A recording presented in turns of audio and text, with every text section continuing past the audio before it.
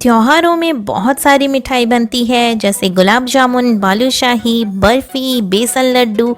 लेकिन आज हम बनाएंगे एकदम झटपट, बस 15 मिनट में बनने वाली मिठाई। वो भी हम बनाएंगे बस 4 इंग्रेडिएंट से।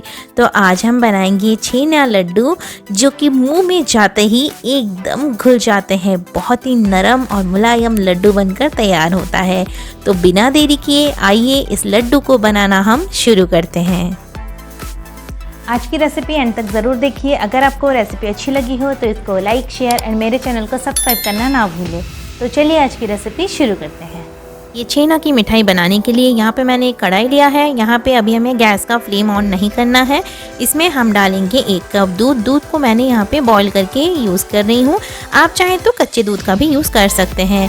अब इसमें हम डालेंगे 2/3 कप मिल्क पाउडर एंड साथ ही में हम इसमें डालेंगे छेना।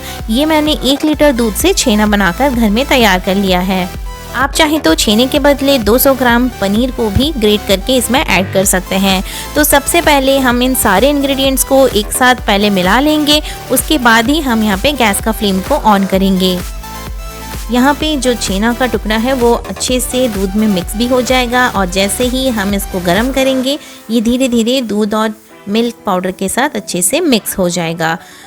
और ये देखिए कितना अच्छे से ये मिक्स हो गया है। तो मैंने यहाँ पे गैस को भी ऑन कर दिया है। फ्लेम हम लो टू मीडियम पे रखेंगे और इसमें एक अच्छा सा बॉयल आने देंगे।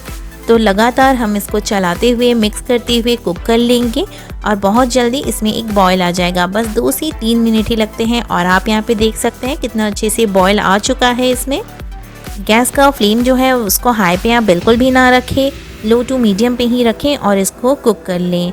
ये बहुत जल्दी गाढ़ा हो जाता है और अगर आप इसको हाई फ्लेम पे करेंगे और नहीं चलाएंगे तो ये नीचे से चिपक जाएगा और जल्दी से जल भी जाता है। तो इसको आप लगातार चलाते हुए पका लें।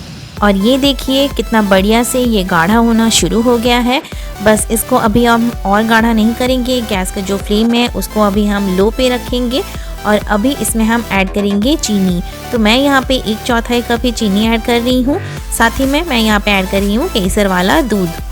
यहाँ पे आप चीनी बहुत ज़्यादा ऐड ना करें, बस 3 से 4 बड़े चम्मच ही चीनी डालें और केसर वाला दूध डालना टोटली ऑप्शनल है। मैं यहाँ पे एक अच्छा सा फ्लेवर एंड अच्छा सा कलर लाने के लिए यहाँ पे मैं केसर वाला दूध ऐड कर रही हूँ।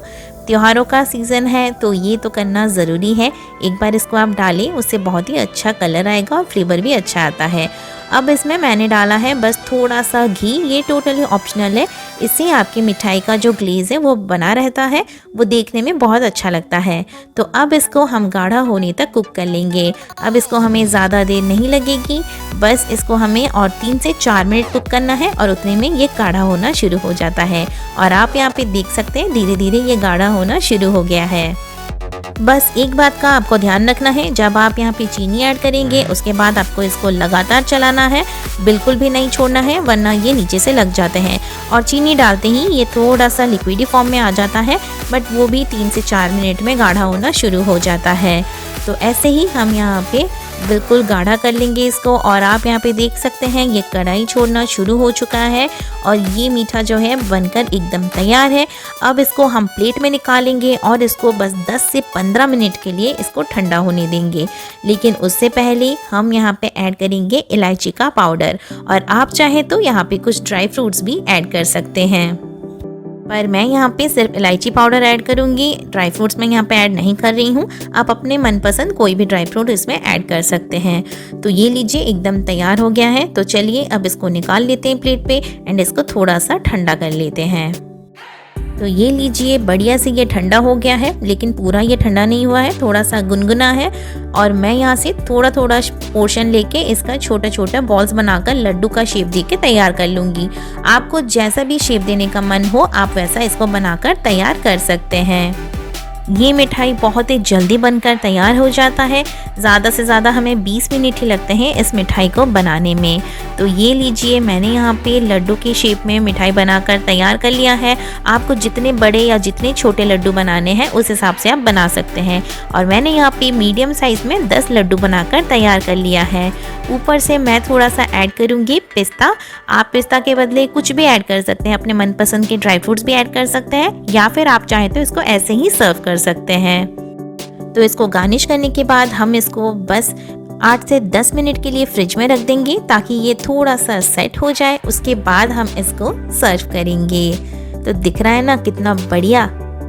जब आपको ढेर सारी मिठाई बनानी हो और आपको उसमें टाइम ना मिले तो ये भी मिठाई आप बनाकर तैयार कर सकते हैं और इसको आप आराम से फ्रिज में भी स्टोर कर सकते हैं।